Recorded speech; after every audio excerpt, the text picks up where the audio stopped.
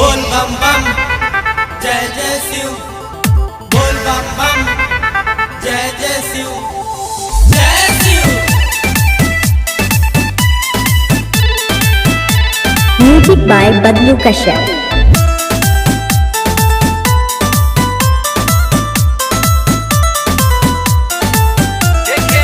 देखे में लागे ऊपरिए बाबा, कौनो जतन अब करिए बाबा। देखे में लागे ऊपरिए बाबा, कौनो जतन अब करिए बाबा। तबे लपाता धतूरा चढ़ाई हो, चढ़ाई हो। पतिया के सुनिए भोला जी, गर्लफ्रेंड सुनरा की चाहिए हो।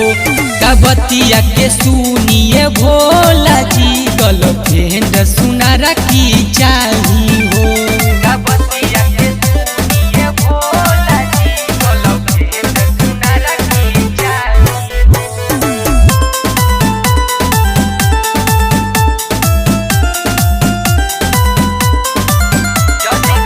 जदी गर्लफ्रेंड प्यारी रही बाबा, सुनर चेहरा न्यारी रही बाबा, सुनर चेहरा न्यारी रही बाबा। जदी गर्लफ्रेंड प्यारी होई बाबा, सुनर चेहरा न्यारी रही बाबा, सुनर चेहरा न्यारी रही बाबा। हाथा चेलो के भाग बनी जाई हो, जाई हो। पतिया के सुनिए भोला जी, गर्लफ्रेंड सुनरा की चाहिए हो। पतिया के सुनिए भोला जी, गर्लफ्रेंड सुनरा की चाहिए हो।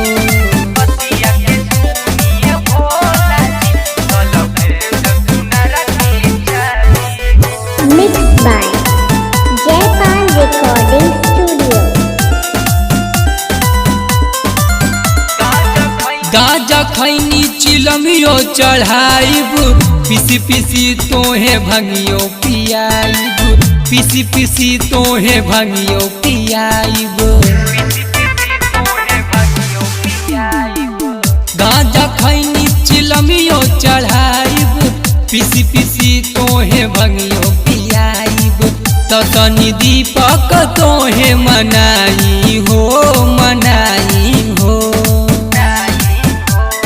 पतिया के सुनिए भोला जी, गर्लफ्रेंड सुनरा की चाहिए हो। पतिया के सुनिए Bhola ji, mix by DJ बदलू, सुनरा की। मिक्स बाय डीजे बदलू। एड्रेस हिमानगंज चौराहा, ग्राम चंदीला कला।